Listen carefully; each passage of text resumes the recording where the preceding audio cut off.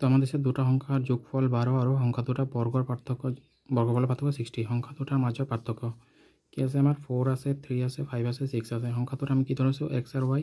তো সংখ্যা দুটার যোগফল 12 আর সংখ্যা দুটার বর্গের পার্থক্য কিমান 60 x স্কয়ার মানে y স্কয়ার মানে x + y * x - y তো আমি কি লিখিব পাৰিম x + y * x - y তো আমি ইয়াত লিখিম তে x + y এর ভ্যালু আমি কিমান পাইছো 12 তো 12 * x - y = যদি 60 হয় তো মানে x - y কিমান হ'ব 60/12 কাটাকাটি কৰি লিখিব 5 তো মানে কিবা x - y = 5 তো আমি উত্তৰটো আমি কিমান পাইছো 5 তো আমি ইয়াত কিবা 5 আৰু ইয়াত আছে খালিতে পূৰ কৰা 149600000 ড্যাশ * 10^8 এটো সিগনিফিকেন্ট ফিগার তো ইয়াত কেইটা জিরো আছে যাব লাগিব 1 2 3 4 5 6 7 8 9 নটা কি আছে আমাৰ অংক আছে তাৰ মানে ইয়াত আমি কি হ'ব এতিয়া 10^8 তাৰ মানে সিগনিফিকেন্ট ফিগাৰত কি হয় তুমি দশমিকৰ আগত 1 ৰ পৰা 9 লৈকে এটা সংখ্যা থাকিব লাগে ইয়াত আছে 1496 এটো নহব এটোও নহয় এটোও নহয় এটোও নহয় এটো ডি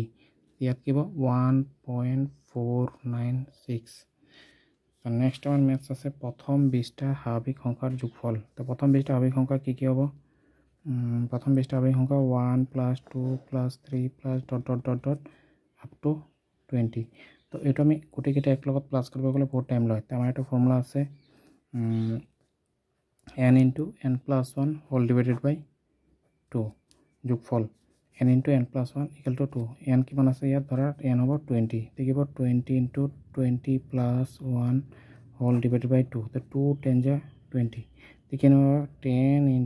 21 তার মানে 210 তো आंसर হবে 210 তো নেক্সট আৰু আমাৰ এটা আছে মান নিৰ্ণয় কৰা 2^5 * 2^7 তার মানে কি হ'ব এটো বেসটো সেম আছে 2^5 * 2^7 = 2^5 + 7 তার মানে কি হ'ব 2^12 आंसर হ'ব 2^12 এটো কি ফর্মুলা হয় a^m * a^n তার মানে কি হয় a^m + n